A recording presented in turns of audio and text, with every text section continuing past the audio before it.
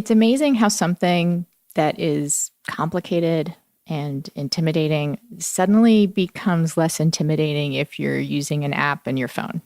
I mean, dating, right? There's that. Ordering food, checking out books from a library. I do all of those things. I mean, except for dating, because I don't date anymore. But I do all of those things more now than I used to because it just feels easier to do it via your phone. And Betterment does that for financial advising. It's a service designed to help improve customers' long-term returns and lower taxes for retirement planning or building wealth or any other financial goal. They use advanced investment strategies and technology to deliver these solutions to more than 250,000 customers. And they provide personalized financial advice for your financial planning needs. Tracking your investments shouldn't be confusing or frustrating. And Betterment strongly believes that managing your wealth should be an easy and enjoyable experience. Again, even though the underlying task is the same, it feels easier and more enjoyable because the way you're doing it and the tools that they're giving you to do it. They give you a clear view of your net worth when you sync your outside accounts, such as your bank accounts and other investments. And they show you how much your outside brokerage accounts are costing you in fees and in uninvested cash. Now, investing involves risk. But with friends like these, listeners can get up to 6 months managed for free. For more information, visit betterment.com/withfriends. Again, that's betterment.com/withfriends. Betterment. Rethink what your money can do. Hi, I'm Anna Marie Cox, and welcome to With Friends Like These, a podcast about difficult conversations and differences. And we have actually a spot-on segment today having to do with relationships and politics. Noah Rothman, an associate editor at Commentary, and he's a never Trump guy, but kind of a maybe Trump will shape up guy. I don't want to call him the most conservative never Trump person we've had on, because that would be an insult to some of the conservatives we've had on, but he's the most sympathetic never Trump person we've had on. And I thought he would be good to help a listener with a problem she's having with a friend of hers. They have become estranged due to the politics of the day. That is going to be our third segment. Coming up first, 2 segments on the Comey testimony. Now, I have a personal kind of rule when it comes to With Friends Like These that I want to avoid the news of the day, in part to keep these podcasts evergreen, and in part because, news of the day gets heated. And this is a cool podcast, hopefully, emotionally cool. Want to give everyone, including myself, a break from the heat that the news tends to generate. But, with the fate of the Republic at hand, I thought that we should go ahead and talk about Comey. And 2 things relating to him specifically. First, Rick Wilson, an official friend of the pod and Trump agonist. He will talk about how he thinks the Comey testimony will play with, the Trump tribalists.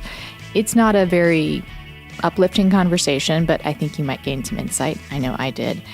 And we're also going to talk to Quinta Jurecic, who is an associate editor at Lawfare, but she comes on the show to talk about something she was writing about in her personal capacity, mainly on Twitter. It's where I ran into her, having to do with something that if you listen to Pod Save America this week, I'm interested in, which is the fact that Comey's testimony and the reactions to it, and in fact, Trump's reactions to Comey, fit the shape of a sexual harassment or sexual assault narrative.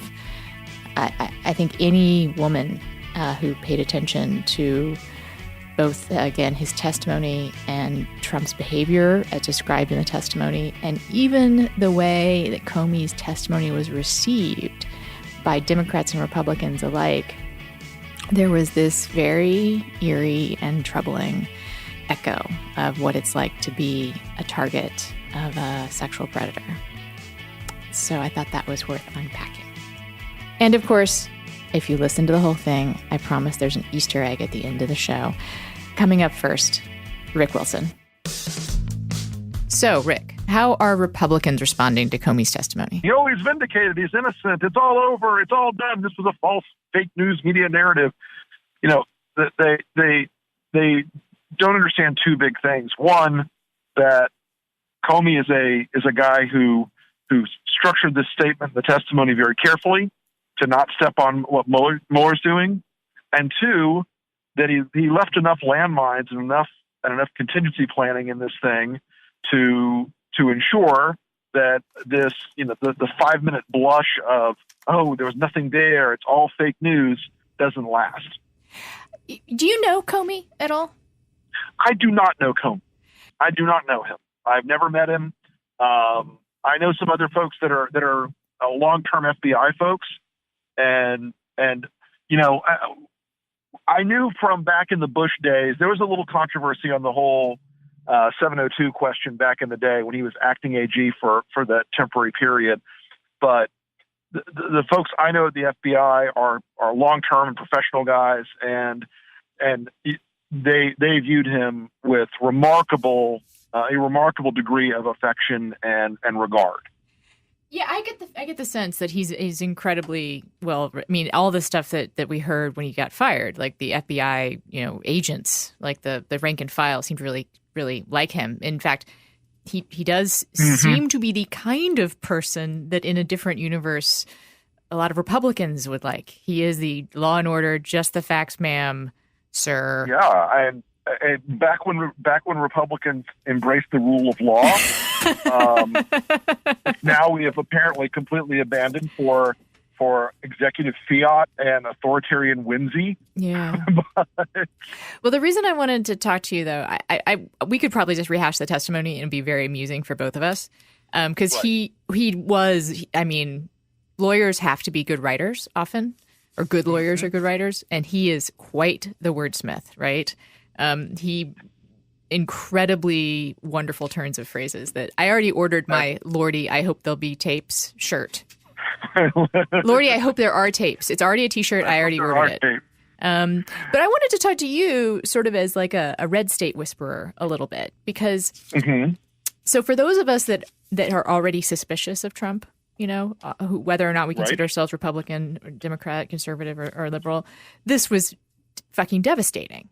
Right? Like the former FBI director called the president a liar on multiple occasions. Yeah, not equivocally.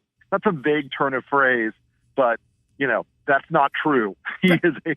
He lied. He used the word lie. He lied. And he declined to characterize whether or not what happened was obstruction of justice, but he said the president wanted me to stop the investigation. and that's the angle, by the way, where you could see Mueller playing out, or you could see the Mueller situation playing out, and Comey thinking it through. Right. Comey thinking it through longer term than the Trump people are thinking things through. Well, because they heard, oh, it wasn't obstruction, or he wouldn't say it was obstruction, and Comey obviously wanted to make sure that he's not an obstacle or a stumbling block for Mueller's investigation of obstruction, and for Mueller's investigation of all things Russia.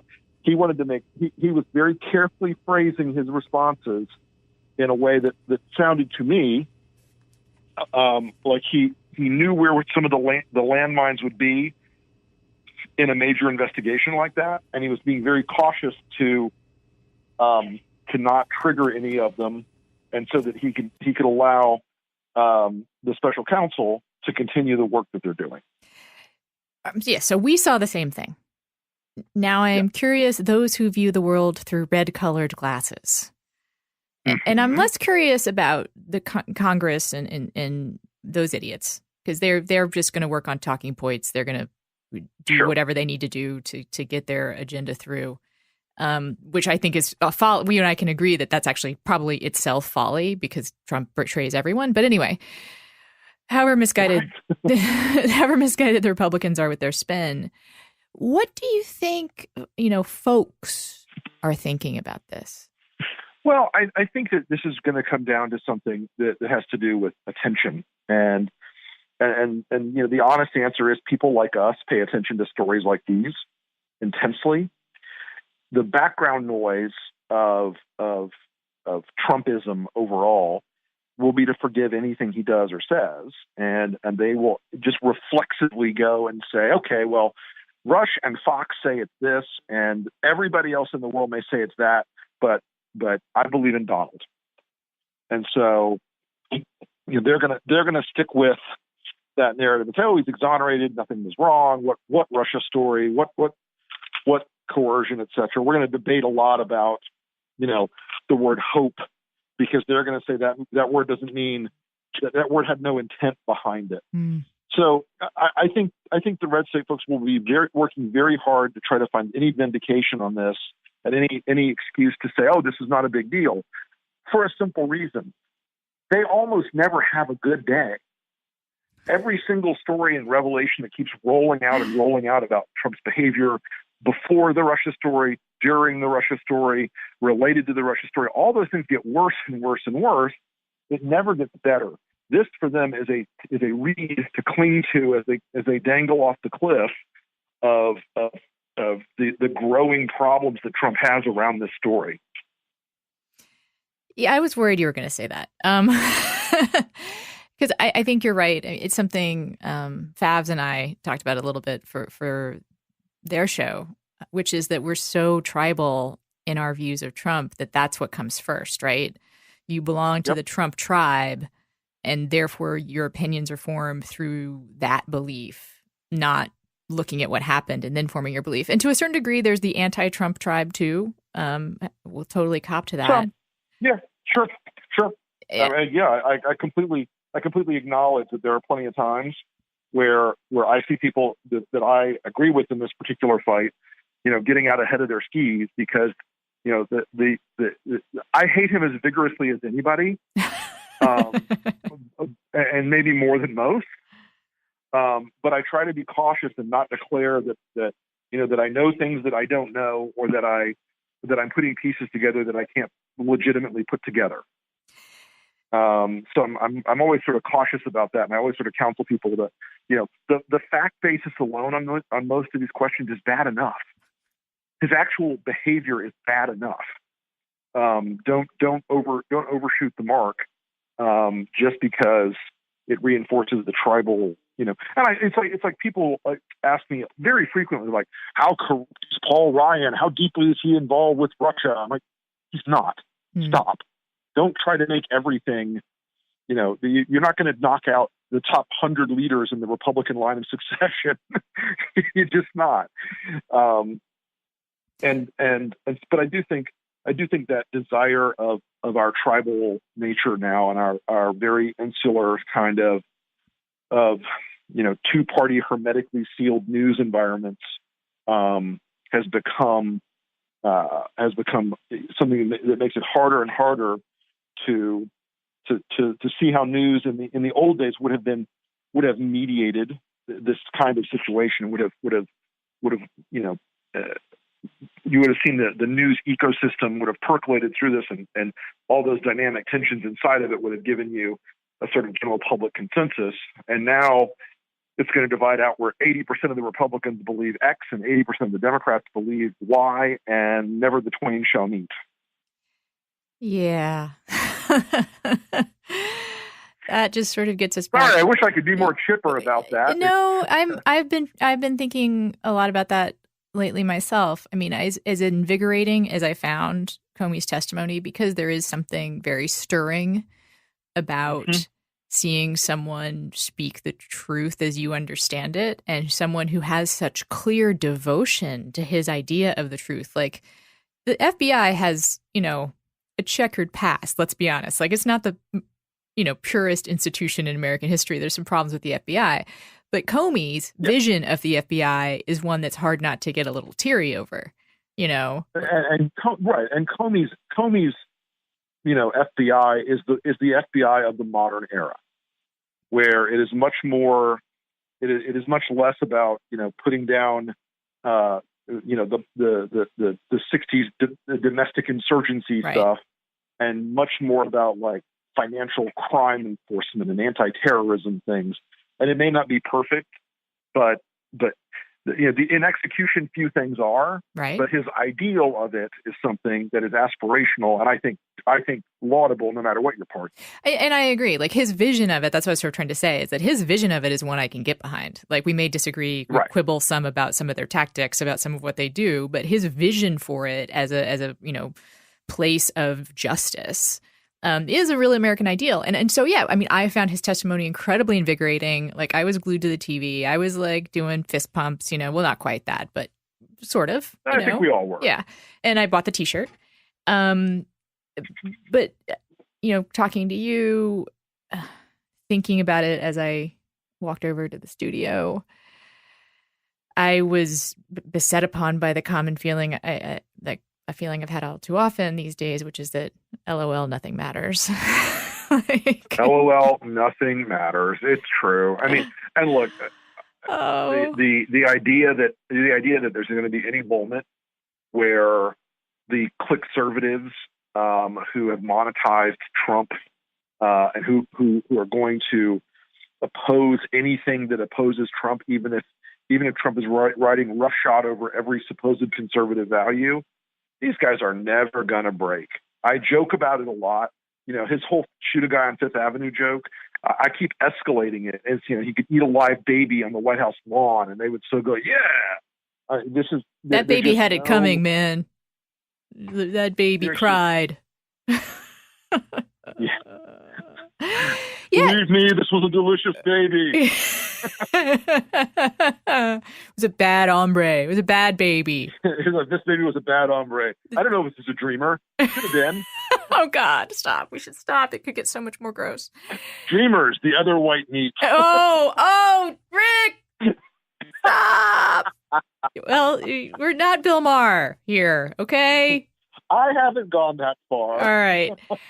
I'm trying to think of a way to bring us back to some kind of hope, but I guess here's what I will say about what I mean, LOL, nothing matters. Right. That's how it feels. And it's also true that the pace of this thing, it feels like it should be fast, right? Because the news cycle is so to the nanosecond. Right. But the wheels of justice turn really fucking slow. And that doesn't change. Slowly. That doesn't mean they're not turning. That's correct. There's, as in fact, one of the guys that I know who's an FBI person said to me, he said, listen, you got to remember the duck theory of the FBI. It may look calm on the surface, but there's a lot going on underneath the waterline. And I think that I think that there are a couple things that a lot of Washington folks are missing. First off, the counterintelligence side, the National Security Division of the FBI, is even more of a straight-laced, relentless kind of law or kind of enforcement and kind of an investigatory body than most people have even fully considered. And if they have a thread, and they have a lot of threads, as Comey came out today and said very clearly, one of the fundamental things that Trump has insisted on the entire time, there was no Russia involvement. Russia has nothing to do with this. We don't even know who the Russians are. It's a 400-pound fat guy in New Jersey. Comey, once again, as the intelligence services all have, came out today and said, yes, it was the Russians. They were involved in trying to hack and manipulate our election. Getting that established very quickly out of the gate today is something that got lost in the shuffle of all the other drama. But that's a really important factor in this. Yeah, it's a really huge, relevant moment in this testimony today to remind people that this isn't some phantom. The Russians' attempts to manipulate and hack and cause chaos in our elections and in our small d democratic process, they were real. They were completely substantive, and we weren't making it up. Donald Trump and his team denied for ages that there was anything at all, that Russia had done anything at all in this election. Yeah. And it's also a kind of a thin read that saying, oh, well, Donald Trump isn't personally under investigation on a counterintelligence investigation. But, Richard Nixon didn't personally burgle the Watergate office building. And also, Comey kept pointing out, the reason why he wouldn't say that is because it could change. you know? Correct. Like, Correct. it could change. He could become, and also he insisted, like, it's his campaign. Like, you know, it's so of course, like he felt uncomfortable. Like I felt like, again, we could analyze just the testimony, I think, for a while, because like Comey's literalism is both, you know, his saving grace and also a problem, because he was really focused on the literal meaning of, are you under investigation? Right. And it wasn't. Yeah, it wasn't. He was asking. He was answering the specific question he was asked. Am I personally, you know, the subject of this investigation? And there are 4 or 5 ways to parse that question. And I'm sure that Jim Comey, you know, gave his lawyer type legalistic answer, and Trump grabbed a hold of it like, yes, thank God it's not me. So it could be a satellite. Who knows? I want to return to the idea, though, that the wheels of justice are turning or moving under the surface, depending on whether you like your justice to be a mechanical or a duck or a mechanical duck. Sure. But that is happening. And, you know, some liberals and conservatives have come to really distrust the deep state. And that's not what we're talking about. What we're talking about is an institution. And institutions matter. Like, institutions are how we keep the shape of democracy. It's not individual people. And the institutions of justice and law enforcement in this country are still working, mostly the way that they should be. They are still functioning. They are still working.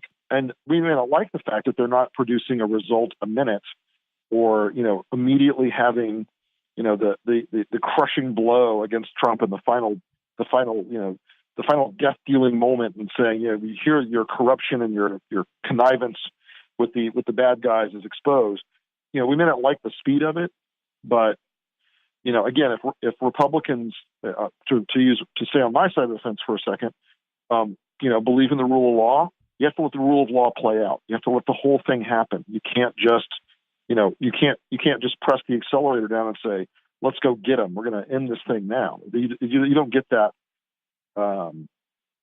You don't get that particular option if you want to believe in going through the process of trying to sufficiently explore these questions to either, you know, condemn or exonerate the president and his people. And I'm going to let that be our last word with you for now, because it seems like the most hopeful we're going to get. But Rick, I appreciate you calling in. As always. You are definitely a friend of the pod, and we will check in with you again soon. Thanks so much. Let's do it. Good talk to you, Anna. You're listening to With Friends Like These with Anna Marie Cox. I'm going to be honest, it is still something of a shock for me to think of myself as a small business person, which I am. I'm a small business person, and therefore I'm a business traveler. Thinking of myself as a business traveler, I mean, I think of business travelers as the people who like juggle points and who wear suits on planes, and I don't know, they're grown-ups, and I'm plenty old enough to be a grown-up, but I don't feel like it. But I am a business traveler, which is why I use Upside. Upside is for people like me. I'm a business traveler, but I work for myself, so I need to save money wherever I can. And at Upside, you save money on travel, and you get a free Amazon gift card worth hundreds of dollars every time you travel. You get savings and a big gift card. And here's how they do it. They bundle your flights and hotels together for one low price. Bundling saves money, especially on business travel, and so they can give you the Amazon gift card. You save money, your company, especially if your company is you, saves money, and you do keep all your miles. And right now, when you use my code FRIENDS, you're guaranteed a free $100 Amazon gift card your first time using the service. My code FRIENDS. It gets you a $100 Amazon gift card. How can you not do it? Upside for business travelers who maybe don't even think about themselves as business travelers. Save big on travel and get a big gift card every time. Upside.com. A minimum purchase is required, and see the site for complete details. But use my code FRIENDS. Upside.com. Quinta. So you're an associate editor at Lawfare, but I wanted to have you on to talk about something that you and I both really gravitated to as a theme in the Comey testimony, which is how familiar it seemed to anyone that is thought about or talked about or experienced what it's like to be the target of a sexual harasser. Yeah, absolutely. I mean, we're not the only ones. I started to see this all around. And it kind of started with the headline, Comey tells Sessions, don't leave me alone with Trump, right? Which to which we women, same, And that was kind of funny and a little jarring, but funny. But then, so Comey's testimony comes out and it starts to be even more, for lack of a better word, graphic. What leapt out at you from the written testimony? Well, yeah. So I would actually say I first noticed this thanks to my boss, the editor-in-chief of Laffer, Ben Wittes, who wrote at length about a conversation he had with Comey, where Comey discussed the now famous curtains incident. Right. Where Comey stood against the curtains in the Blue Room trying to keep Trump from noticing him, and then Trump did notice him and pulled him over for a hug. Unwanted touching. Right, exactly. And so Ben had said that he'd been really struck by, after he posted his piece in the New York Times about the information that Ben had given them on the record, all these women, many of whom were survivors of sexual assault, were responding to him on Twitter and saying, oh my God, I know exactly that feeling of sort of standing and trying desperately not to be seen. And then when you're called over, trying desperately to put off the physical interaction. And that there was this really strange confluence between that behavior, which I think to women is really familiar. And there's this sort of odd experience that it seemed to be happening to the FBI director, who's not only the FBI director, but for God's sake, is 6'8" and white and a man. Yes. And I would also say that I've heard from plenty of people who aren't women that this felt familiar too, as far as like sexual assault and sexual harassment, the same kind of stalkery behavior, that it doesn't necessarily fall strictly along gender lines. We all should recognize that. But, because we live in the society that we do, women have a particular, let's just say the odds tend to be not in our favor when it comes to this kind of behavior. And I was saying that for me, I don't even think you have to have gone through something that you would identify as meeting a legal definition of assault or harassment. Like, this is just what women have to fucking deal with a lot of the time. Right, exactly. And I think there was a really great humor column in the Washington Post by Alexandra Petri that basically she imagined chat logs between Comey and Sessions, of Comey trying to, fake Comey trying to strategize with fake Sessions about, a code word or something, so that Sessions could come in and intervene so he wouldn't be left alone with Trump. And the joke is that that's a conversation that many people, most of them women, have had with their friends.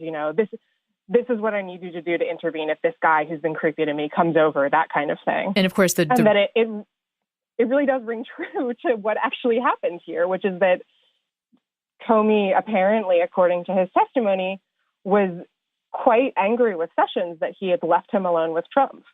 I was going to say that's the real joke, right? Like the not very funny one, which is that, Sessions was a terrible wingman. Like he just totally left his friend dangling. He was supposed to cock block and he didn't. And that is the kind of man that Session is. And I want to just go through this for people. I mean, it screams out at you once you notice it, but I want to go through some other stuff. Like there is the inviting someone to dinner, implying that it will be a group event, and it actually being just the two of you, right? Absolutely. There's right down to sitting at a small oval table together. Like, right. There's the sitting at the small table, and that he specifically notes that the waiters only came in to bring them food and then would leave. Yeah. Right. So they were very, very dramatically alone in that moment. And then there's the insinuations part of it, because as people who've been on the other end of this know, like, it's not very often that the person doing the targeting is super direct in what they're asking for or demanding, right? Like, it's like, well, it would be nice, like, I'd like some loyalty, like, loyalty's good. Right. Right. I think there's an element of sort of walking right up to the line. Yes, of exactly. saying something out loud and just not quite crossing over that line. I mean, and you saw this in the testimony today where Comey was one of the senators, I believe Senator Risch, really pushed Comey saying, well, he didn't say that he wanted you to drop the Flynn investigation. He said that he hoped that you could let it go. Right. So there's a very slippery use of language there. Right. Which is not something that harassers or assailants or predators necessarily do consciously. Like, I don't know how much Trump does consciously at all, to be honest. Like, I think he's operating mainly. Yeah, I think that's something that we can't really know. Right. But he seems to have an intuitive sense for how to do this kind of ugly insinuation and hinting.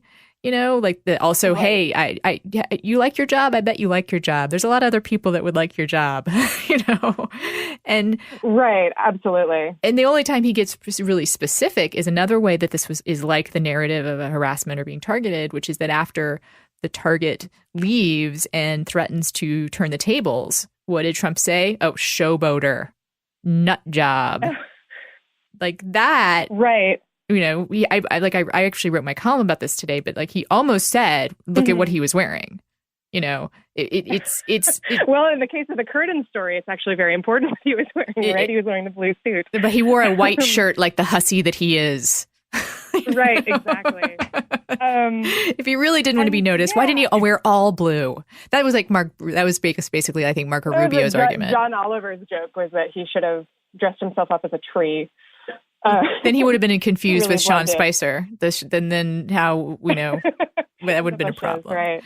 So what else were you thinking about when this was happening today? Well, so I think you saw it in the testimony. There are a few different things. You saw in the testimony the way Comey was grilled. You know, he was asked, and to be clear, I think, you know, it was legitimate questions to ask to the FBI director.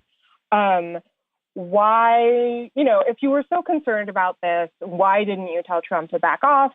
Why didn't you react in the moment? That kind of, those kinds of questions, which I think also, you know, have a very familiar ring to them. And Comey's response was also really interesting. He kept saying, you know, maybe if I had been braver, I would have, I'm paraphrasing here to be clear. I don't have his exact words in front of me, but he said, you know, if I had been braver, I would have, you know, said that this is inappropriate, but at the moment I was stunned and I couldn't react. And that too, I think is really, really hits to the core of something that I think is very familiar for a lot of us. Yeah, it definitely, like that whole, I don't even believe this is happening. I'm not sure how to respond. Right. And sort of letting Trump believe he may have been assented to. Right. With the honest loyalty thing. Like you sometimes tell the person who's targeting you something kind of vague that allows them to believe they've gotten what they want just so you can get out of the room. You know? Right. And he describes that on his phone call. I'm not sure which phone call this is, the March 30th or April 11th phone call, where Trump asks whether he can look into lifting the cloud, and Comey says, I'll look into it. And he was asked during his testimony, why didn't you tell him you weren't going to do anything? And he said, essentially, I was just looking for a way to end the call. Yeah, right. And then the call also to say, I think you're doing an awesome job, which sounds innocent enough on the surface. But again, to anyone who's been through this or been with someone who's been through this, there's that I'm checking on you aspect to it. I'm just letting you know. That's interesting. I actually hadn't thought of that. But yeah, I mean, I know it's my impression, again, I have no personal knowledge here, but from what Ben Wittes has written, is that Comey was particularly uncomfortable with that call, which took place when he was right about to get on a helicopter, because it was so, there seemed to be no purpose for it. You know, that he took the call because he assumed, if the president is calling me, you know, it must be important. You pick up the phone when the president calls. And that it was just very, as you say, sort of like, how are you doing? Think you're doing a great job, that there's this sort of false ring to it. Yeah. And but we probably should be careful. People pointed out, this is obviously not a 1-to-1 ratio here. Of course. There are huge differences in what it costs a person, for instance, Absolutely. to go through this.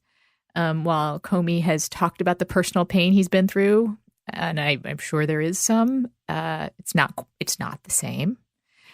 The what is taken from you, if you're a victim Absolutely. of this, is very different. And also something that struck me as someone who's had to negotiate my feelings of guilt and my feelings of did I make this happen? Is it, was it my fault? There was very relatively little of that from Comey. He had a little of like, maybe I should have been stronger. But the thing that leapt out to me as a difference was, I think for some people that go through this, when it's a specifically like sexual violation, the haunting question is, did I ask for this? Right. And that clearly is not the case here. I mean, both in that he didn't seem to express that at all, and that the situation is really different in that way. And that's where I think the analogy, as you say, isn't one-to-one, because the structure of government is set up so that things like Comey is describing don't usually happen. And when they do happen, they're usually understood by the people within that structure as a massive and alarming breach of a norm, right? Which is the opposite of a situation for a person who's put in a situation where they're being preyed on, right? Because the structure is sort of set up so that it's very easy to fall into patterns of thinking that, you may have asked for it, that it's very difficult to tell people about it, that kind of thing. So the incentives actually, I think, work in the opposite direction in that sense. Right. And Comey's, righteous anger about it, that sense of I know a norm has been violated and I am going to immediately tell people, that's a wonderful thing to experience if you are on the sexual harassment side of it or sexual assault side of it. But that's not usually how people respond. They don't feel like they have the institution's backing, whereas Comey clearly, I mean, he's the director of the FBI. Thank God he had the institution's backing, but he could immediately go to that. Actually, his interactions with Sessions, his frustration with Sessions seems to come from a place of feeling like Sessions was not doing right by his institutional duties, that it was his responsibility to prevent Trump from having these one-on-one conversations with Comey, and he wasn't standing by that responsibility. Yeah. I've been thinking a lot lately about how what Trump is doing to us is this, I almost want to say systematic, but again, like we have to be very, I think it's dangerous to attribute, motivations to Trump, but he is doing so much damage to our institutions, right? That's something I know the lawfare folks are very concerned about. Yeah, we've been writing about it a lot. But like, I just think of it in almost every American institution you could name. Like Trump wants to destroy it. Again, careful with my motives, but he is destroying it. That maybe I just say what's happening. He undermines institutions on a regular basis. The law, the institution of the FBI, the institution of the Justice Department, the institution of marriage, I've said, the institution of diplomatic relations. He's just going about that in this way that is, I just had Rick Wilson on, who's a never Trump former. I don't know if he still considers him himself a Republican, actually. And we were talking about this and how horrifying it is. And yet it's so difficult to raise the alarm, Right. Right. I mean, I think a lot of it, and we've written a lot about this on Lawfare, is that what's being eroded is, it's often not a question of legal violations, although there's been, we'll see what direction the discussion turns in following Comey's testimony, right? There's been a lot of talk about obstruction of justice. That's actually, as a technical legal matter, is very complicated for a lot of different reasons. But a lot of what Trump is doing that really alarms people is not a question of laws, it's a question of norms. For example, the president has full authority to fire the FBI director, as Comey said, for any reason or for no reason at all. that doesn't mean that it's not an enormous violation of norms for him to do so. And I think that part of the problem is that we're seeing in Congress a lot of the Republicans sort of working who are defending Trump or perhaps not coming out directly against him are making these very narrow arguments that, well, it's, it doesn't constitute obstruction of justice. It's not technically illegal. And I think that's concerning because if these are norms that are being eroded, the defense is political. The defense is Congress. It's a question of political will. And it seems so far that political will isn't there on behalf of Congress. And I feel like a broken record in a way, because I know I'm not the broken record, but there's a chorus of us, perhaps that's the right metaphor. But it's so disconcerting that it's Republicans that are not standing up for institutions. It's strange. Right. There's a particular component of the conservative movement in America in the latter half of the 20th century that was really, really focused on personal virtue, right, and civic virtue, and that we needed to sort of inculcate these ways of behaving in the public sphere. And it's sort of ironic in kind of a sick way to see that movement suddenly, where that a lot of the people associated with that movement have ended up is behind Donald Trump, right? Who is the person who is eroding those norms of civic virtue and of personal behavior as well. Yeah. And I don't know what to think about that, Well, the split screen today, which, not everyone showed, but it was happening in history, if not on television, was Trump, as this is happening, as the former director of the FBI is on television talking about explicit malfeasance by the president, calling him a liar, not mincing words. On the other thing that was happening in Washington was Trump was speaking to a gathering of evangelicals. That's really interesting. Yeah, that's a good point. I don't know what to make of it. Something that I think is important is also that what we see about these interactions, I think what we're picking up on in the way that Trump appears to have interacted with Comey and the way that Comey and those who spoke to Comey describe those interactions, right? And the parallel between that and people who are victims of sexual harassment or sexual assault is that it's not saying, it's as if Comey was assaulted, right? I want to be very clear. Yeah. I'm not saying that. But what I do think it shows is that the president has a particular way of engaging with people. And that way of engaging with people, it ranges from women. I don't know if I can say the infamous phrase. Oh, go ahead. Yeah, no, we're an R-rated podcast. Okay, excellent. You're not a family podcast. No. So it ranges from women who he talks about grabbing by the pussy. When you're a star, they let you do it, to his relationship with the FBI director. And I think what that shows, it's the old idea that what it's really about is a question of power and exerting power over other people. And that Trump tries to strong arm people. And Comey shows how that kind of interaction plays out in a context that's not related to sexual harassment, but that nevertheless is very, very charged and very uncomfortable in a lot of the same ways. And I'd say the other way to think of these things as being in parallel or as different choruses of the same, screeching song is that the abuse of power is always obscene. And It is disturbing, and it's sometimes hard to talk about. The greater the abuse of power, the more obscene it is, and the more uncomfortable we get in drawing attention to it. And yet the greater imperative there is to speak, right? So.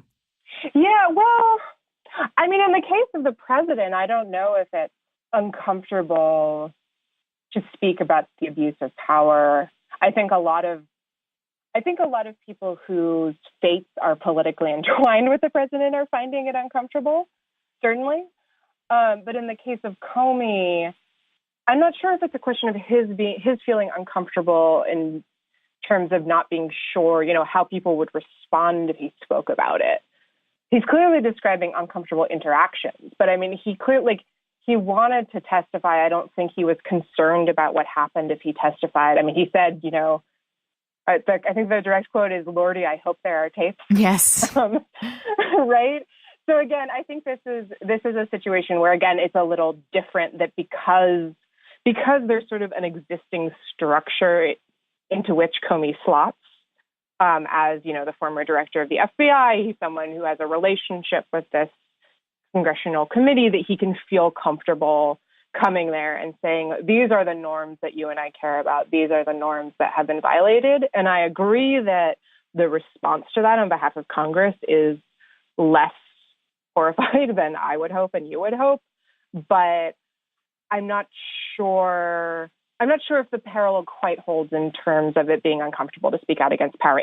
Just in Comey's case specifically. Right. Although I guess the point where I would say that I feel like that's true is that I've been thinking a lot about Hannah Arendt, and that the bigger lies you tell, the harder it is to talk about them. And there is something just kind of obscene about what's happening now. And it's hard to get people to see it and to really talk about it, because it's just so extreme, It's not a mild thing. It's almost hard to get your head around, I think, that this is happening. Like, sometimes I still have that, like, we're running out of time, but I just want to get off my chest because I rarely get to say it out loud. But because sometimes I still have that, oh my fucking God, Donald Trump is president and he's doing this crazy shit. Oh, I have that. I feel like I sort of drift through the day without thinking about it. And then it just sort of like hits me over the head with a 2x4 every now and then. Like I am really awake right now.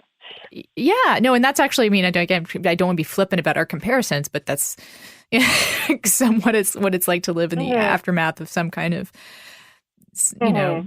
trauma, is that you go through life not thinking about it because it's too hard to think about. And then every once in a while you're like, oh my God, that happened.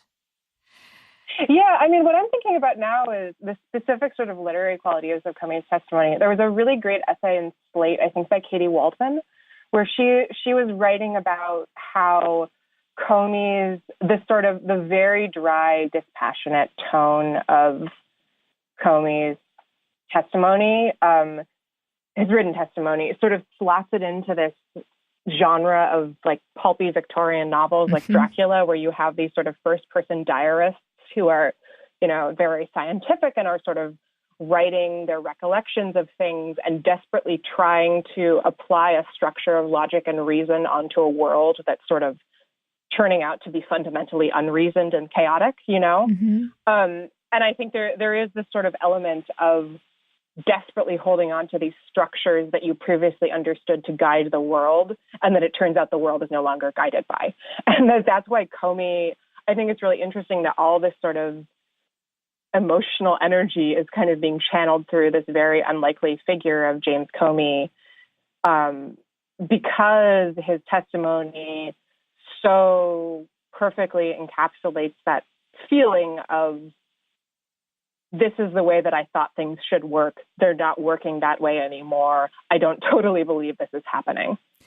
And yet at the same time, like I said, I think there's all this emotional energy around him and people like swooning over him, which I get and don't get, because he's representing those institutions. Like, he is literally, a representative of the institutions that we hope save us. And that they still can. I don't think it's a coincidence that he used his opening statement to talk about the FBI, right? The whole thing is kind of fascinating, because when I started at Lawfare, everyone was mad at James Comey because he was going around talking about going dark and how he was concerned about how end-to-end encryption was going to make things difficult for law enforcement.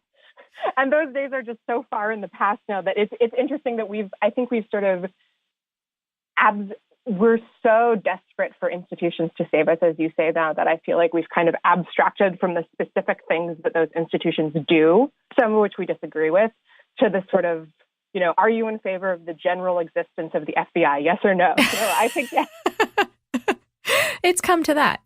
Really, it has. Right, exactly. It's come to that. Okay, that's a good place for us to end it. Thank you so much, Quinta. Yeah, sure. Thank you. And perhaps we will check in with you again. We are big fans of Lawfare here. Oh, thank you. That's very kind. So you're unofficial, perhaps now official friends of the pod. And excellent.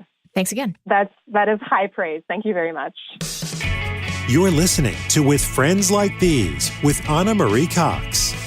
So I was actually a Texture user long before they became sponsors of the show. I am a genuine Texture stan because I love magazines, and Texture is basically Netflix for magazines. It has so many different ones. It's having a magazine stand on your laptop, The Atlantic, Newsweek, Time, Rolling Stone, Vanity Fair, also lots of design magazines, which I love, but are usually kind of expensive. And also they just kind of sit around, like design magazines kind of tend to stack up. Well, like every magazine does.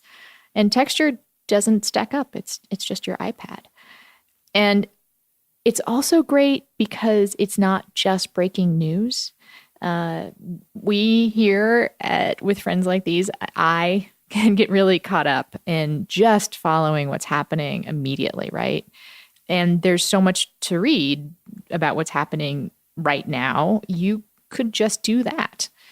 And it's hard to find maybe the stuff that's a little deeper, that's not about breaking news, stuff that's about, like the story last week we did about Richard Spencer that was in The Atlantic, or The Atlantic's big cover story, which was not pegged to the news at all, but was about a man growing up with a household slave.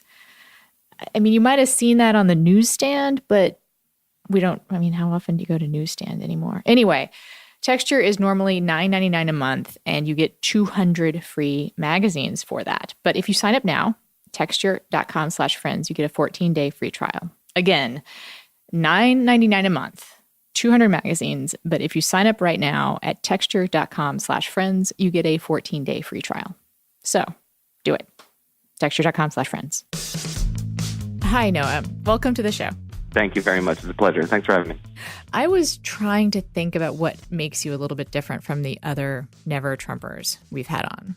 And I think it's that you have some hope or belief, or you are encouraged, or your project is, don't know quite how to frame it, to nudge hope. him. I think hope is appropriate. Yeah, hope. Yes, you definitely have hope that he can be nudged, which is different than, let's say, Ben Howe and Rick Wilson and Greg Doucette. They I believe have not, and Bob Inglis also. The other people we've had on the show, conservatives, seem to be pretty squarely on the side of like, yeah, it's a lost cause. Yeah, we're gonna need to just move on. But I want to talk about this sort of the nudging. Well, it's complicated. I don't think I'm alone in saying it's even complicated in my relationships with my family, with people I work with. There was a very definitive line between conservatives and liberals in the Obama era, and that line has been probably irreparably blurred at this point. And those who adhere to what you call the Fox News line, which is sort of more a populist approach to politics, but in general, which describes as tribalist, is sort of more appropriate. It's anything that contradicts the official narrative of the White House in offense to the tribe, and thus intolerable. And that's sort of where I come. The dividing line really is that people who think that, well, he's not a reputable character, he's a terrible moral figure and role model, and also he's probably detrimental to a lot of what we want, is on one side of the aisle. But also he's the president, he's got a Republican Congress, he's the only thing standing between us and the liberal left. And those two things are irreconcilable. They are. You have to make that decision, whether you're going to be with him or against him, and thus with him or against us. And if you define it in those terms, those really stark binary terms, it's not a hard decision. So I can understand where people like my parents during the primary came down. They're a little more skeptical now, but I understand that dichotomy. I don't agree with it, but I get it. I was going to say, I think that you've staked out an area that I don't see a lot of other conservatives occupying, actually, which is this sort of, you have a definite moral objection to him, I think. You did a very full-throated denunciation of the appeal to white supremacy, of, his nationalism. I saw all that, cheered with you on that. But you have also, again, I guess you're just a cockeyed optimist. Unlike a lot of conservatives, I usually associate conservatives with a pretty jaundiced view of the world. But you have also continued to call for conservatives to come together and promote conservatism. You definitely identify that Trump is not a conservative, but you want to use this moment as much as you can, right? Right, because it's a fleeting one. There's only so many. You're lucky if you get 2 terms, and this one's looking kind of dicey on that front. Republicans are in the midst of the most authority and power politically than they've had in almost a century. It's fleeting, rare, and for Republicans, like a once in a lifetime event. To watch it sort of be frittered away as Republicans are mired in infighting, which is a feature, not a bug, but also because they have a lot of obstacles and roadblocks thrown up in front of them by a president who can't focus on the issues of the moment and is driven entirely by an almost sociopathic need to keep himself in the news and to avenge perceived slights against himself. It makes their job that much more difficult. And for Republicans to engage in that game, which the president is urging them to do, to avenge slights against his personal, the avenge effrontery, is to lose sight of the mission and to waste a lot of precious time that we are not going to get back. So, yes, when the president does conservative things, cheer him on, encourage it, say we need more of these conservative things. When he doesn't, when he makes himself an obstacle to conservative change, treat him like the obstacle he has become and be very clear and concise about what that threat represents. Because to do otherwise is to enable him, and I mean that in the sense that A&E's intervention enabling him. He has no bottom, and so he will never change. And we need him to change. But you think he can change, though? And maybe this is where, again, this is sort of the place that we part, and that you may part with some other Never Trump people, is that you think that the carrot and stick can work on this man, who I think is just, he's 70 years old. He's, Well, not like his personality is going to change. His personality is not going to change, no. And his weird pathologies aren't going to change. But you think he can still be useful? No, I think that he responds to incentive structures, and I think he understands. He didn't get where he is in this world politically without understanding power dynamics and without understanding incentives. And I think you can create incentives, hard power incentives, that he will internalize and understand and adapt to. I almost want to just keep arguing with you about whether or not Trump can change, because that would be fun. But I'm actually more interested, and I think it might be more useful, to return to something you mentioned before, which is the real purpose of this show, which is the ways that politics intersect with our relationships. And you touched on it really briefly, but I wonder if you wouldn't mind talking about it a little bit more, which is that what Trump has done, the Trump phenomenon, and having to have an opinion about Trump, what's that done in, this is going to be such a touchy-feely way to put it, the conservative community?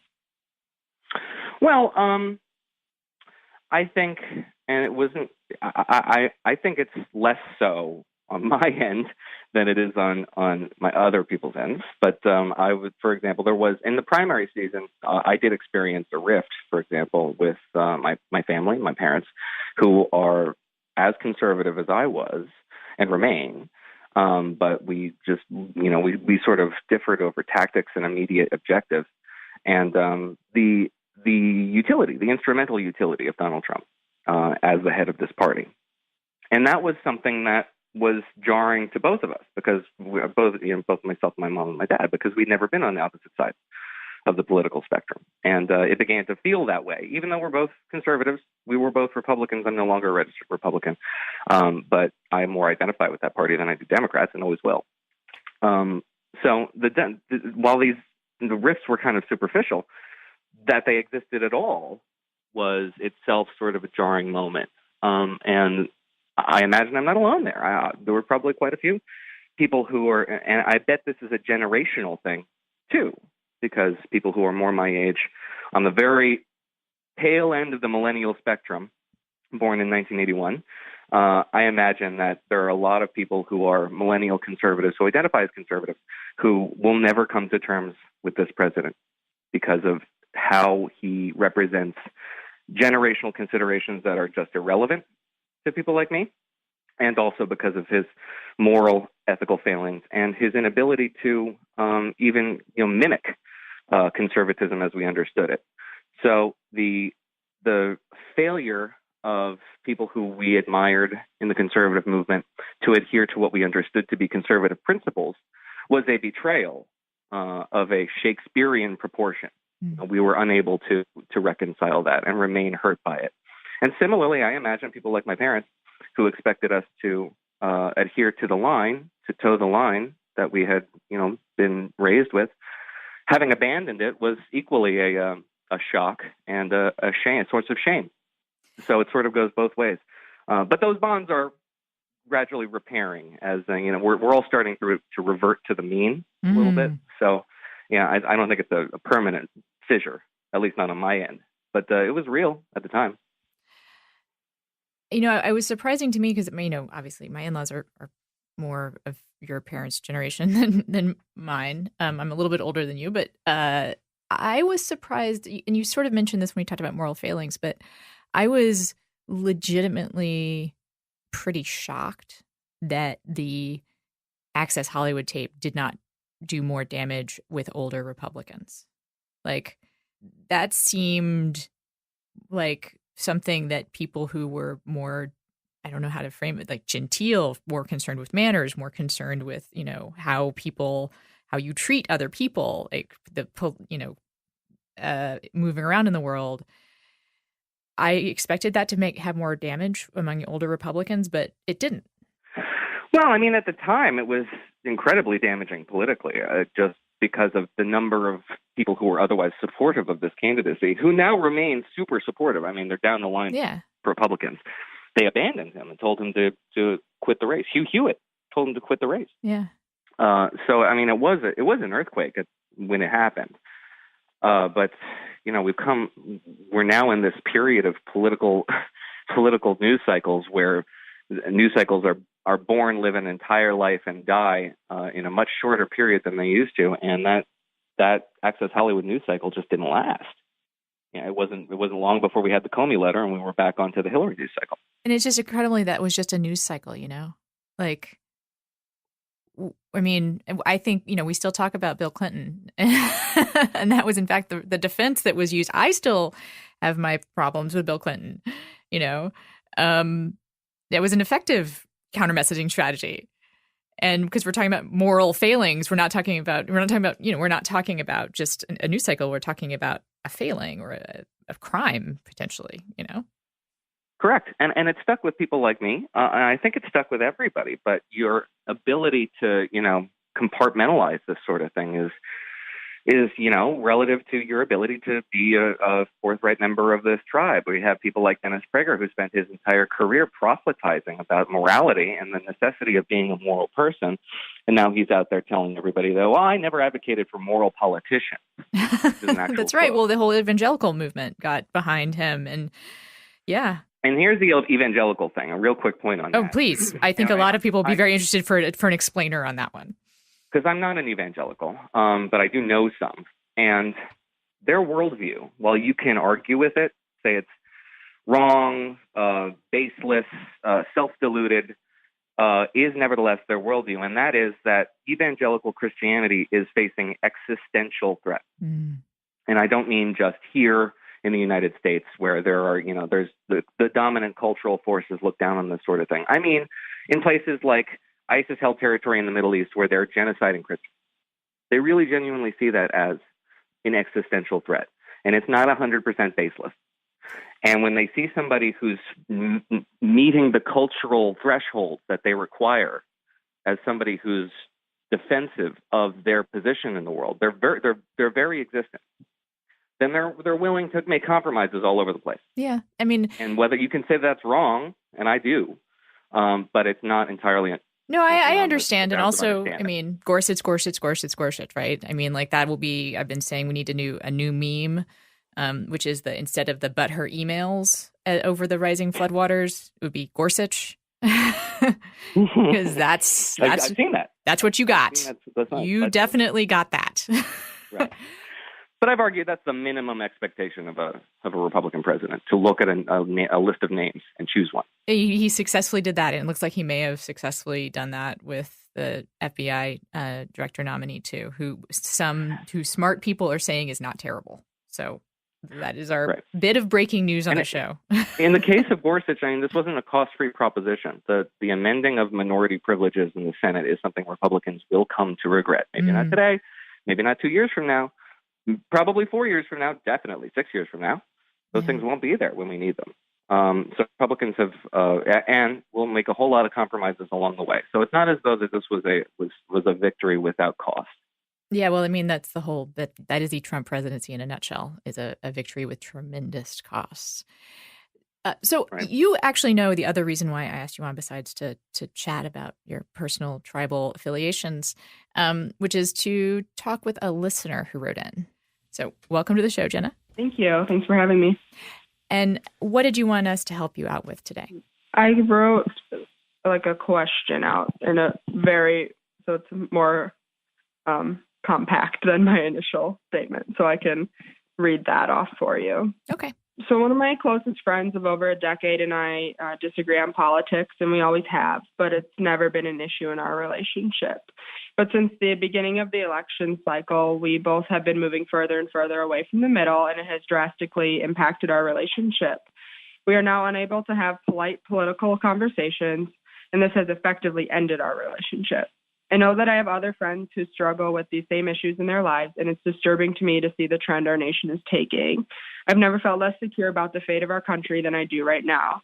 Instead of coming together to work on our issues, we are alienating each other, name-calling, and being as petty as possible. My main question is about moving forward. How can our country return to a place where we are moderates who disagree, but can still have civil conversations that lead to productive policy?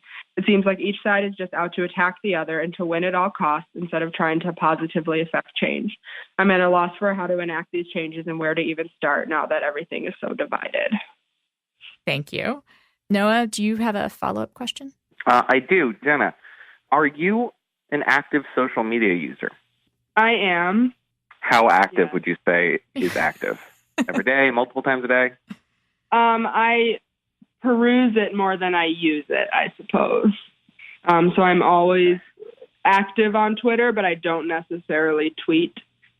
Okay, but here we go. I do follow a lot. I sense where this may be going from Noah. Yeah.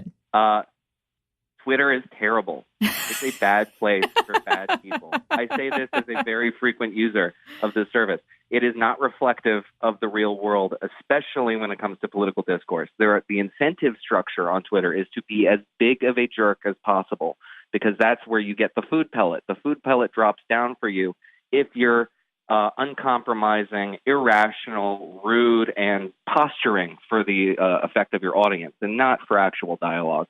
So while there are problems in the real world, they are not like Twitter. We are geographically sorting into different regions, which are much more partisan than they used to be.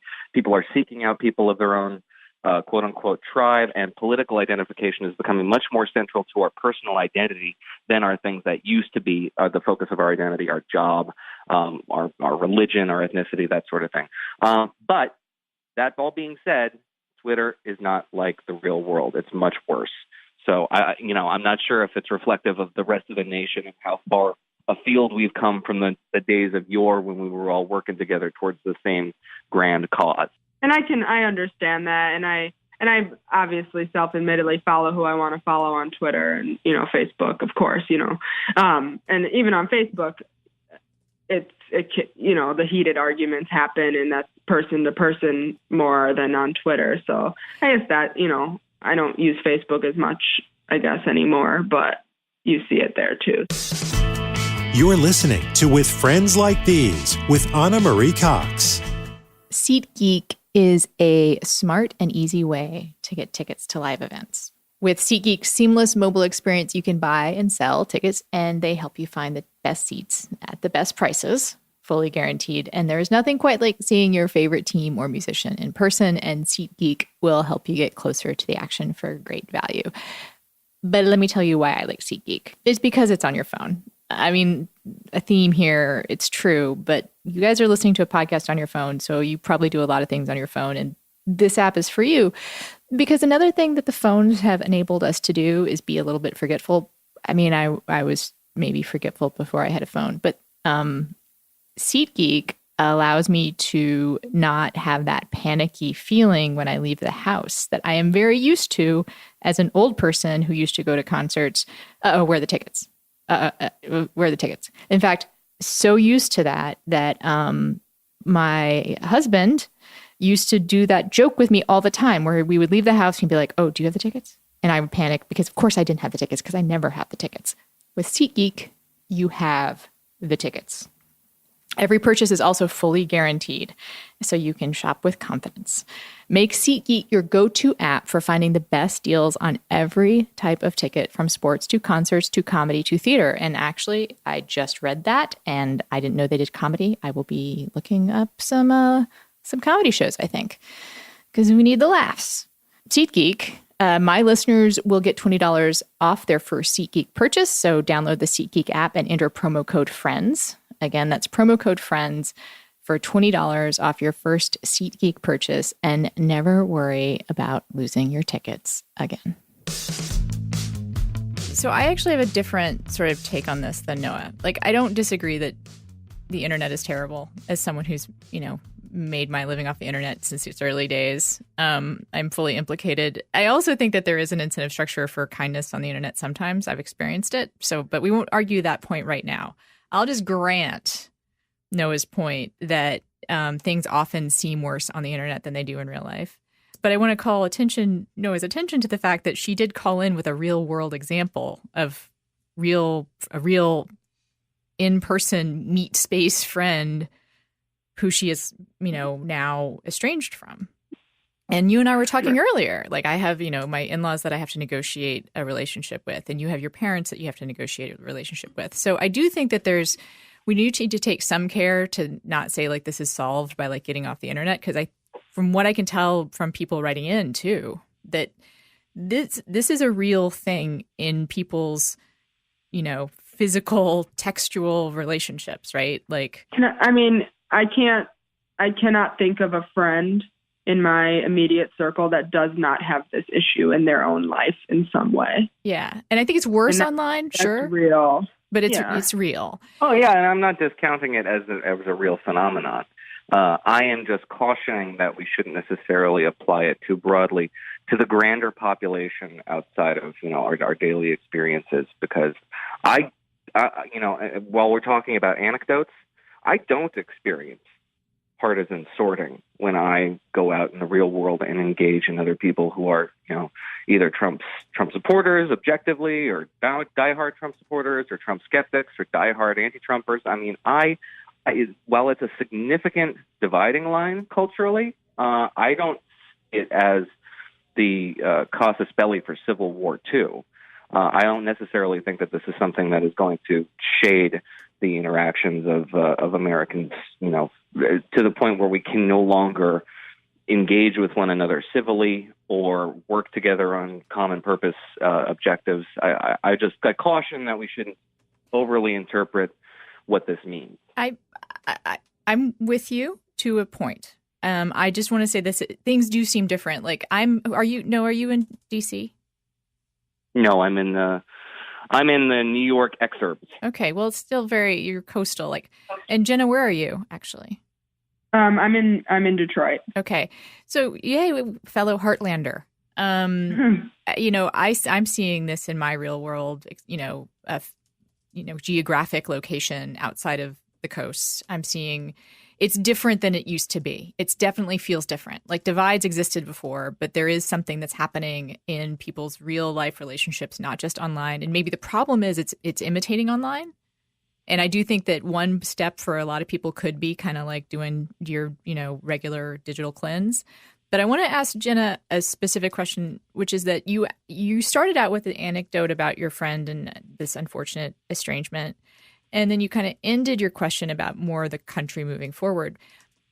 I think those things are definitely related, though, both as problems and as solutions. And so my question to you is, do you want to try and revive that friendship? Is that something that you are interested in? Or are you just let's move on from there? I've been tussling with that since the election has been over, I suppose. We've had, I guess, January is really the last time we had any sort of conversation, and it didn't end well. And I mean, I know that regardless, like we've been friends for over a decade, like regardless, if something major happened in one of our lives, we would be there for each other, right? I mean, that's how it goes. But do I have any sort of, I don't really know if I have a desire at this point to continue a day-to-day or any sort of friendship where we would grab drinks together. To me, that's a different, is that love there? Absolutely. I would, walk through a wall if she needed me to for whatever reason. But the day-to-day friendship, I think it's just a different friendship now. And I don't know, I guess is the answer on how I feel about moving forward. And it's not specifically, and I think this is another point I want to make, it's not specifically just because she voted for Trump. It's her other actions that have spoken louder since then. And I can get into that too. It's not necessary. I don't know if it's completely necessary, but I know that this election has changed me. I'll be the first one to admit that. It really has. I've become a different person, and it could be she has as well, or she could be the same and I've changed, and that's why our relationship's changed. I don't know.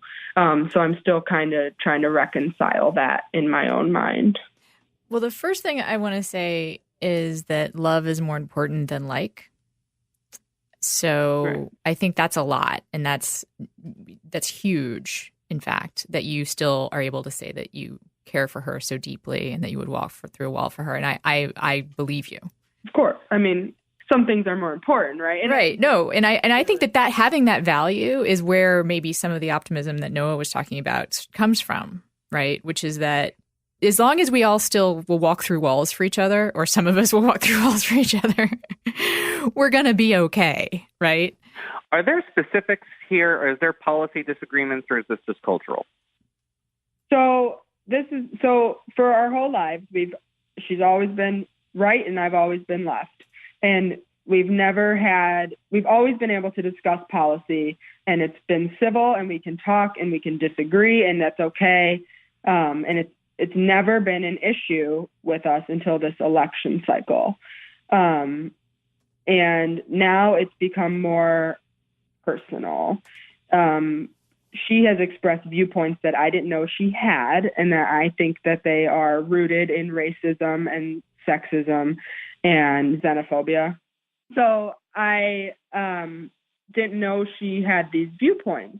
And she made a point very, very early on in the election cycle, I think almost immediately after he announced his candidacy, that she very much enjoyed that he was not politically correct and that he could say whatever he wanted, and that was a great thing. And while I understand the concept behind that, I disagree with how he did it.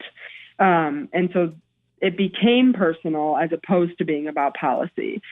It always was about policy, and then it became personal. And I think that's really where our discrepancies started with this election cycle. So the reason why I think it's important that we kind of identify and celebrate that you still love her and care for her and would do whatever she needed if she was in trouble is because that is, like I said, sort of where the rest of the healing comes from, I believe. Right. And I also believe, though, and this is, up to you, but if that's still there may come a time when it might be a good idea to reopen a more normal kind of like friendship with her. And I say that because, I don't think people's minds get changed if we don't, people's minds don't change because we argue with them. People's minds change because we live with them. Right. There was a pretty, I think, incisive column recently by National Review's Jonah Goldberg, who identified. I can't believe you put all those words together in a sentence, but go ahead. He's a very bright guy. The lifestyleization of politics, which is something we were talking about earlier, which is how you identify. Your identity is bound up in your political affiliation. And so you can't have a disagreement without being attacked because that's your identity. This is you. Right. How can you have a policy disagreement unless you're talking about this is my most deepest held conviction. Right. That's not healthy. And it's one of the reasons why we do have something of a civil discord problem right now. And so yeah, I'm of the impression that there is something different here, and it's something that began before Barack Obama or George W. Bush, but exacerbated over the course of those presidencies, where we began to identify tribally with our political affiliation and not just see it as a means to affect some sort of a political end or a policy end. Yeah, I think that there's something to be said, and this is again, I think it's important for you to think about this friendship with this woman, because although you asked in the end about healing the nation gets healed through these one-on-one relationships, Right. And because, my experience with my family, my husband and my in-laws is that, well, especially with John, right? John will never change his mind because of something that I said to him. Right. He might change his mind because something he heard me say.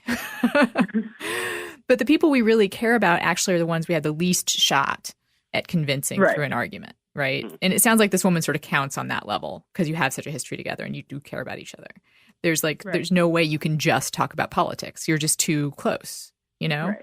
And I also feel like there may be a need for a cooling off period, it sounds like, And that's, there was some pretty insensitive comments that were made to me about my religion in January, which is why we haven't really had any sort of discussion since. And I think I personally just needed a period to step back and figure out what it means to me in a friendship, and just go from there. And yes, I think just cooling off and being like, okay, let's all, because you're right. I was probably pretty moderately liberal before this election, and now I'm like just liberal. Like, here I am. I'm a liberal, and that's and it just happened, right? I think she probably went the other way too, and I will be the first to admit I've made blanket statements about Republicans, and that might not be fair, but I feel like that's what's been happening over and over again, and now it's like this us versus them mentality, and that's where we are, and I think that's sad in a lot of ways, and you're right, like Twitter is not the place to go if I want to find people that are going to be bipartisan, but it's but it is real in our lives, I think, at this point. So, and I think, more than ever, like I said, I identify as a liberal Democrat. And I think more and more she's identifying as a Republican. And that's becoming the core of who we are. And that is kind of unfortunate, right? I'm so much more than that. And so is she, obviously. And so are all my family and friends and everyone I know in my social circles. We're more than a Bernie supporter, a Hillary supporter, a Trump supporter, Ted Cruz supporter. Like, we're more than those people, but that's who we've become. And it's connecting on those other levels where you might have a shot at least understanding each other on an ideological level, Right. I want to be real clear that if she said something that was super deeply offensive and personal, I'm not going to endorse like forgiving her and just like wholeheartedly, unless you feel like you can and want to, right? Like, people say shit that's really bad. Like, yeah, it's not an unforgivable offense. I just think, I think it was insensitive. Okay. With the current climate. Right. So no, and I don't know. I don't think it was malicious. I just think this whole election cycle got to all of us in different ways. Yeah. And no, I'm actually curious, just from on your side, you talked about not living in a ideological silos yourself. Do you have liberal friends?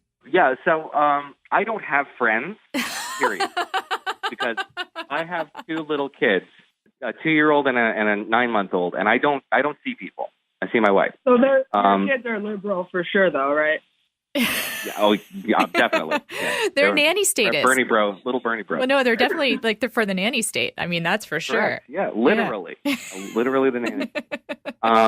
If we could afford it. So I came up in the theater. I was a performing artist. I went to college on a performing arts scholarship. I spent my life backstage and on stage. So I grew up in liberal circles, and my political maturation occurred after 9/11, where I wanted to get into the news cycle, abandoned my scholarship, and started working in news talk radio. I was already conservative at that point. I was much more interested in national geopolitics and the conduct of American national affairs.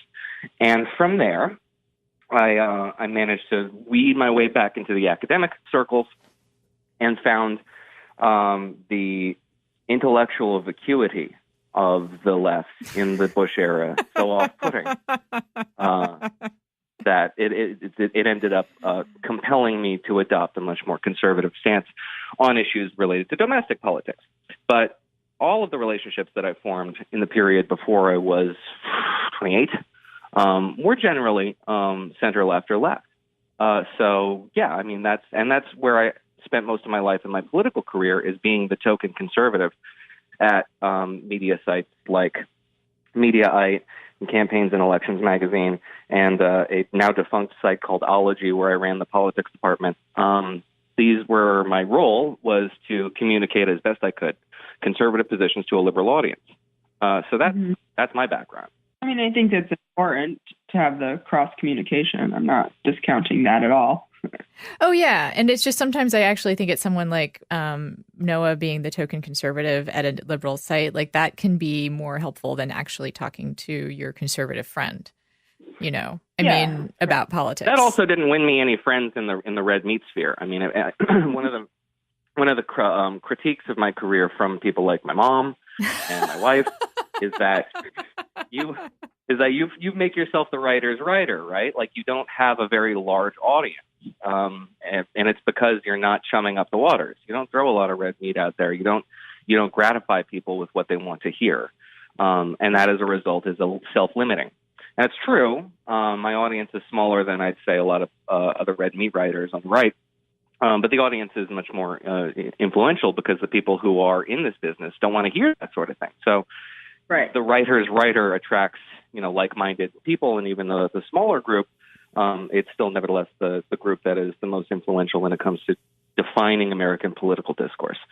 So, again, going back to social media, the broad swath of the population who engages in that sort of thing is posturing for as broad an audience as they can, and the incentives there are to be as much of a jerk as possible. But that's just not how it is, in the professional world. Noah, you talked about coming from the theater to politics, and after 9/11 becoming more conservative. And I'm curious, though, if there's ever anything since you've become more conservative that you've changed your mind on to a more liberal direction. I mean, I would say I have, although I kind of struggle to think of the specifics there.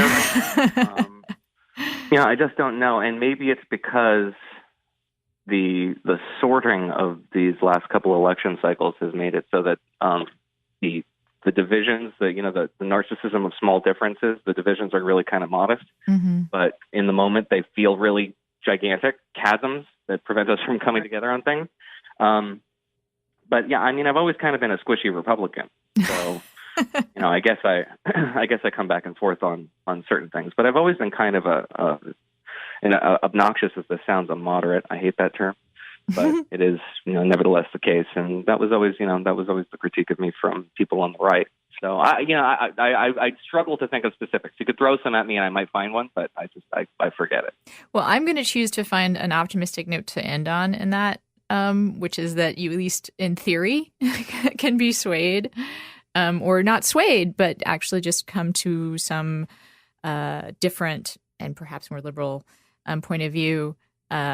In theory, that is true. And I'm going to offer you to that, Jenna, as maybe you can have some influence, or maybe just some kind of coming together with your friend. And I do think, I want to say again, like you asked about the state of the world and the state of the country, but the way that changes is through the kinds of relationships that you already have. Yeah. And I will say to end as well, like I've like I said before this election cycle began, I considered myself moderate as well, just a little more left-leaning. And I've always always been open to discussions on any type of policy, economic, foreign, domestic, and just in talking about that and agreeing to disagree or changing my mind even or changing someone else's mind. But for me, my hard lines have been the words that have been being used and how we talk to one another. And I think that's really where I'm not willing to compromise. I'm not willing to compromise on how we speak to each other and use the language we use when we talk to each other. I'm not just talking about my friend and myself. I'm talking about overall. And yes, on Twitter and yes, on Facebook. But even in the world, I mean, we see these viral videos, obviously. But the way we talk to each other, it needs to be polite and it needs to be caring and loving. And I think that's where I'm not willing to budge. And that's where I really have to draw my lines. So that was my final thought, I guess. On that. Well, I just want to echo your final thought then. But I agree. And that's, again, though, that's where we in our relationships can model that, right? Because what I've found with my conservative friends, when I see them get carried away on Twitter or on TV, I will sometimes poke my head in, I will slide into their DMs and be like, hey, dude, I'm one of those people you're talking about. Right. And that has been an effect. That has been, and when I say effective, I don't mean effective in the sense I'm trying to change minds. I actually just mean like in reminding them, we're in this together and you and I actually see each other in the real world and like each other. So you going off on the un-American paid protesters, you might want to remember that like we had a drink together last week. And yeah, I'm tempted to say that these divisions are exacerbated by the fact that everything is cultural affect and posturing. We're not talking about any real serious policy right now, which in my mind has a moderating effect. But then I think back to the healthcare debate in 2009, 2010, and the extreme positions where, you Republicans just want poor people to die really quickly, and, you liberals want to regulate everything I do in my daily life. And that sort of thing was what got play. So it's like the problem here is that people who are polite and nice are boring. And they don't get play. Right. It's Which is true. why I can never be on TV, I suppose. But most of us aren't on TV, thank God, right? Right. So this is actually, again, and it's the people that aren't on TV that are going to change the world. So right. I mean, it's hopeful.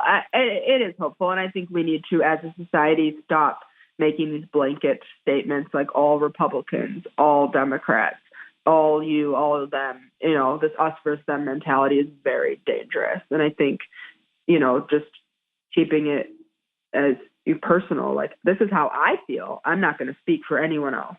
And this is how I feel in this situation. I'm not even going to speak for my friend who's sitting right next to me who I know feels the same way about her, but she has her own voice and she can use that voice if she wants to. So I think it's important to stop making blanket statements, like you said, especially in positions of power and just covering, an entire population of people with negative words is very dangerous.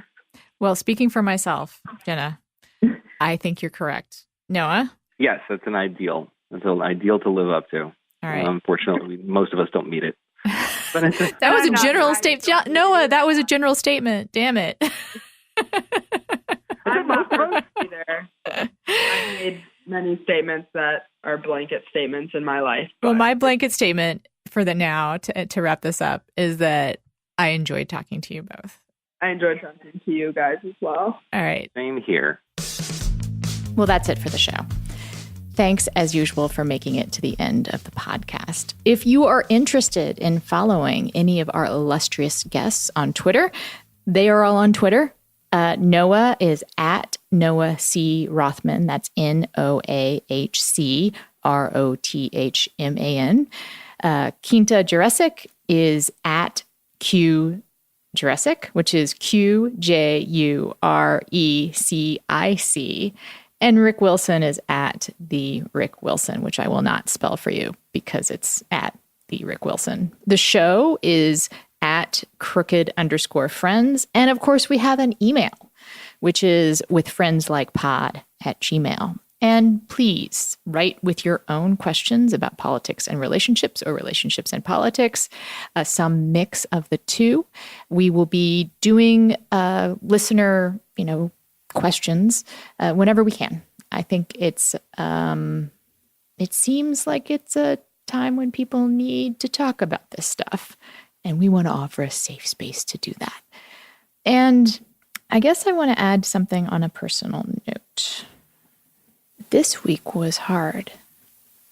I don't know if it was the Comey testimony that had such strong echoes of abuses of power that I've seen in my life. I don't know if it was the alignment of the stars, but it was hard for me. And I think it was hard for other people.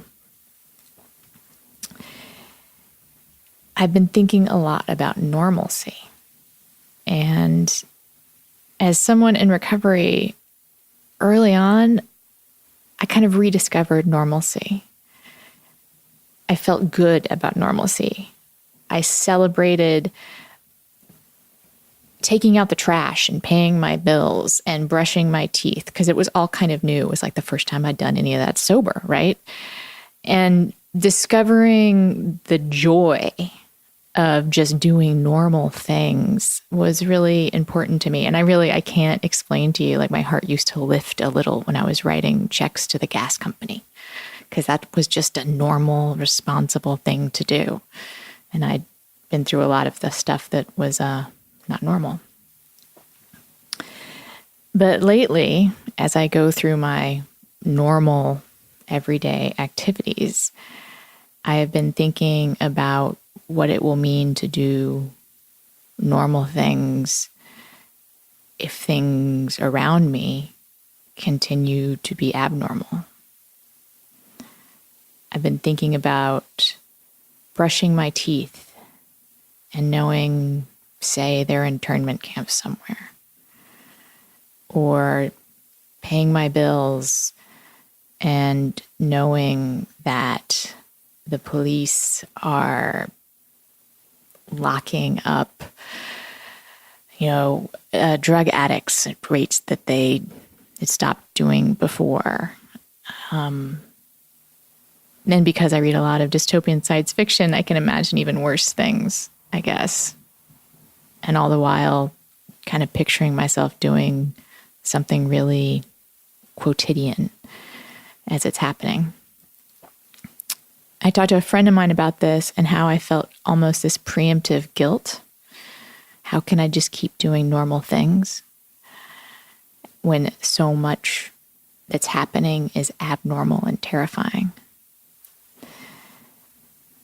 And she told me to hold on to what's normal, that it's not oppressive or bad to celebrate the small things in my life that make me feel human, because it's important right now that we all feel human. And those normal things are what connect us. So that is the thought I'm going to leave you with this week. It's the normal things that connect us.